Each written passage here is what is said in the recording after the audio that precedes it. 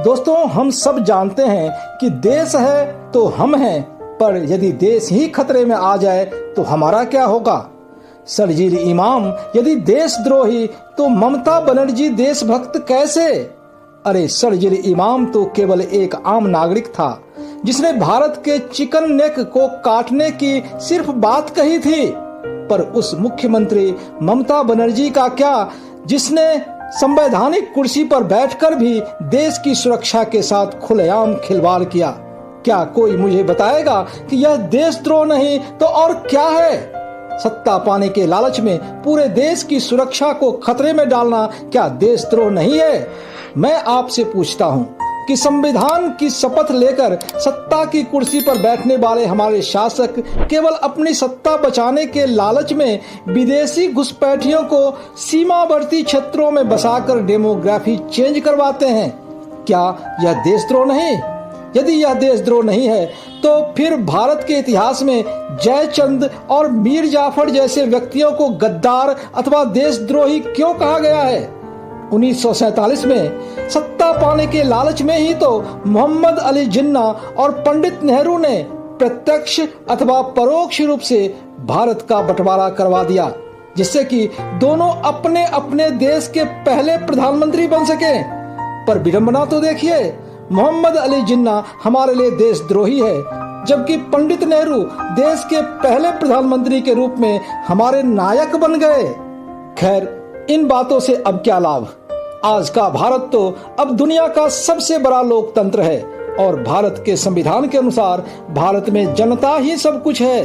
पर इसी संविधान की शपथ लेकर हमारे नेता केवल कुर्सी पाने के लालच में विदेशों में जाकर भारतीय लोकतांत्रिक व्यवस्था की धज्जियां उड़ाने का प्रयास करें और भारत की जनता पर विश्वास न रखकर पश्चिमी देशों से और भारत के दुश्मनों से भारत में दखल देने की बात करे तो इसे आप क्या कहेंगे।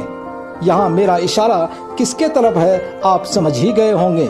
पर आज मैं सिर्फ भारत के पश्चिम बंगाल राज्य में हाल ही के चुनाव में हुए जन क्रांति की बात करना चाहूंगा। अब मैं प्रदीप झा आपसे पूछता हूँ कि भारत के लोकतंत्र में हमारे नेताओं द्वारा कुर्सी पाने की लालच में देश की सुरक्षा को भी खतरे में डाल देना कहां तक जायज है। पश्चिम बंगाल की पूर्व मुख्यमंत्री ममता बनर्जी यदि देशभक्त हैं तो मुझे कोई देशद्रोह का परिभाषा बताए। जिस मुख्यमंत्री के नेतृत्व में केवल सत्ता में बने रहने के लिए पश्चिम बंगाल में खुलेआम बांग्लादेशियों का घुसपैठ करवाया गया, सीमावर्ती क्षेत्रों की डेमोग्राफी चेंज करवाने का प्रयास किया गया और इस प्रकार केवल बंगाल ही नहीं समूचे भारत की सुरक्षा को खतरे में डाला गया, उस ममता बनर्जी के खिलाफ देशद्रोह का मुकदमा क्यों न चले।